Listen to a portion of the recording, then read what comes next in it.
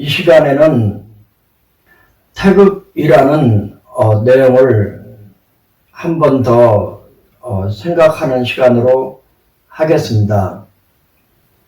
태극이라는 용어는 모든 만물은 그 하나하나마다 중심이 되는 구심점이 있어요. 그 구심점을 태극이라고 하는데, 이 태극이라는 용어를 이해해둘 이유가 뭐냐면, 이 태극이라는 구심점 때문에 상하, 좌우, 내외 이런 용어들이 이해가 되기 때문이에요. 그리고 상하, 좌우, 내외와 같은 용어들을 이해한 바탕에서 대응을 설명할 수 있기 때문에 태극이라는 것을 이해하는 것이 필요해요. 예를 들면 우리 몸 전체를 대상으로 했을 때는 배꼽과 허리가 우리 인체의 중심 태극이 되는 거예요. 이걸 대태극이라고 해요.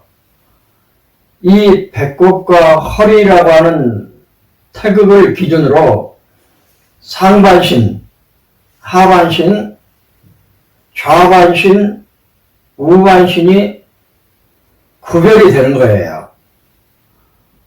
또 하나, 이 팔 하나 속에 나의 전체가 들어있다고 보면 이 팔에서의 중심 태극은 팔꿈치 관절이 되는 거예요. 구부리는 쪽은 배꼽, 펴는 쪽은 허리 쪽이 되겠죠. 그러면 팔에서는 팔꿈치가 태극이 되는 거예요. 그리고 다리, 이 다리 하나 속에 나의 전체가 들어있다고 보면 무릎이 중심 태극이 되는 거예요. 무릎을 이렇게 펴는 쪽은 허리 쪽이 되고, 무릎을 구부리는 쪽은 배꼽이 되는 거예요. 팔에서의 태극인 팔꿈치와 다리에서의 태극인 무릎을 중태극이라 그래요. 이것만 있는 게 아니고 이 아랫팔 절반에서 손끝 사이에 나의 전체가 들어있다고 보면 이번에는 손목이 태극이 되는 거예요. 다리, 이 아래쪽 다리, 이걸 하태부라 그러는데요. 이 하태부 절반에서 발가락 끝 사이에 나의 전체가 들어있다고 보면 이번에는 발목이 태극이 되는 거예요. 그러면 손목을 태극으로 본다든지 발목을 태극으로 볼 때는 소태극이라 그래요. 상대적인 표현이에요. 한 걸음 더 나가서 이 손 하나 속에 나의 전체가 들어있다고 보면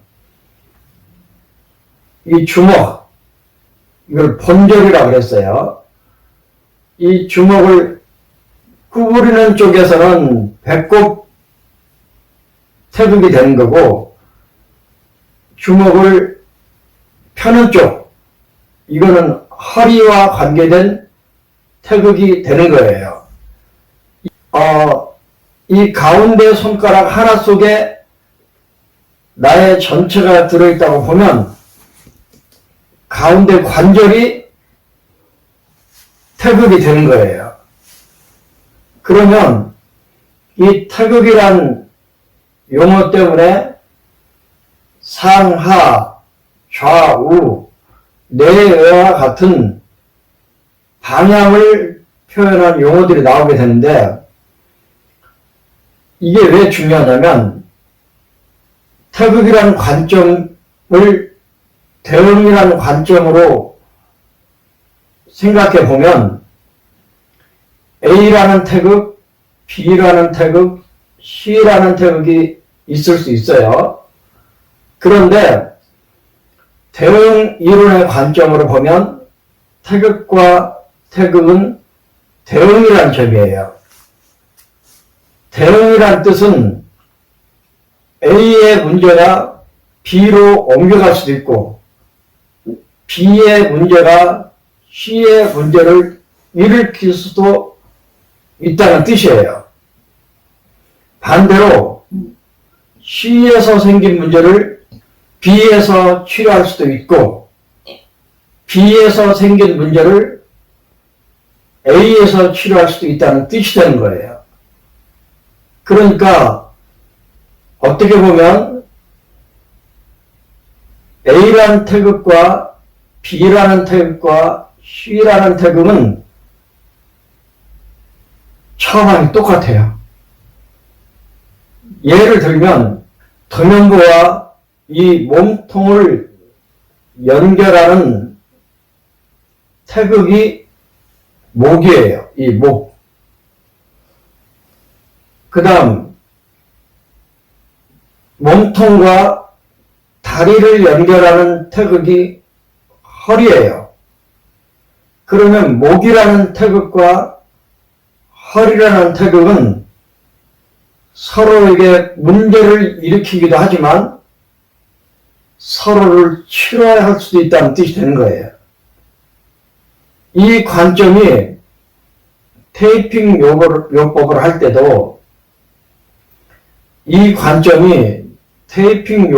때도 그대로 적용이 돼요. 예를 들면 소태극의 관점으로 보면 이 손목이 태극이라고 그랬어요. 그러면 태극이라는 이름을 가진 목, 허리, 팔꿈치, 무릎의 문제를 이 손목에서도 치료할 수 있다는 뜻이 되는 거예요. 다른 말로 하면 소태극이라는 이름을 가진 이 손목은 목 자리이면서 허리 자리가 되고 팔꿈치 자리이면서 무릎 자리도 되는 거예요. 그러니까 여기에 테이핑을 해서 목을 치료한다 그래도 맞고 여기에 테이핑을 해서 허리를 치료한다는 말도 맞아요. 나아가서 이 손목에 테이핑을 해서 팔꿈치를 치료한다는 말도 맞고 무릎을 치료한다는 말도 맞는 거예요. 또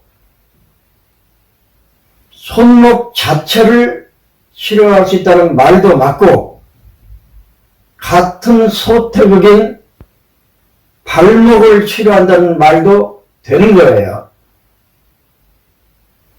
태극이란 이런 의미가 있어요.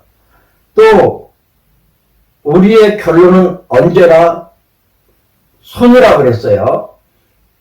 그러면 손에서 테이핑 할 때도 이 태극이라는 관점은 적용이 되는 거예요. 고맙습니다.